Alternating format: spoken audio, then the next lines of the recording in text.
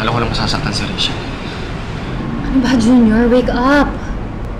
Ginusto mo saktan si Rachel para mapunta na siya kay Santi. Para mapagaling na yung anak niya. Yun ang kailangan mong gawin. Phoebe, gusto ko lang tulungan si Rachel. Junior, paulit-ulit tayo eh. Can you please man up for once?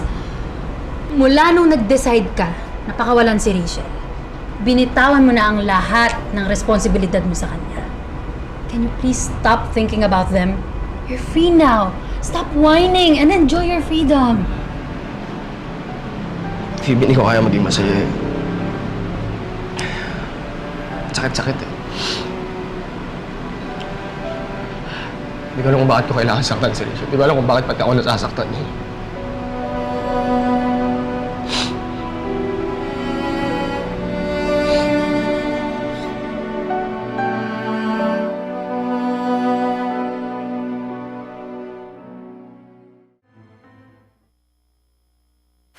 Jun?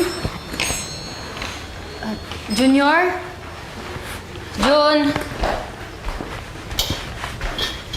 Jun, I bought groceries. Sige, salamat. Lagyan mo na lang to. Bakit ba kasi nagsistay ka pa dito? Hindi ba pwedeng magstay ka na lang kay Lapuloy or sa mami mo?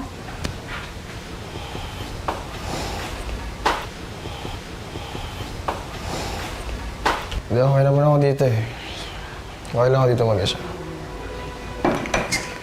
Junior, it's been weeks now. Bakit ba hinahayaan mo mabulok ang sarili mo dito sa bahay na to, ha? Para ano, pahirapan ang sarili mo sa kakaisip kay Rachel? Samantalang ang saya-saya niya nang wala ka.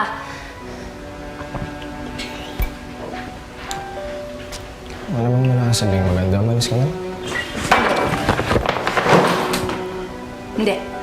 Hindi ako aalis dito hanggat di ka nagigising dyan sa nightmare na pinasok mo, okay? Hindi ka pa natatauhan. Wala na si Rachel. Iniwan ka niya. Hindi ka niya pinili. Ako nandito, Junior. Ako yung piliin mo. Ako yung mahalin mo. Tutulungan kita. Alagaan kita. Please.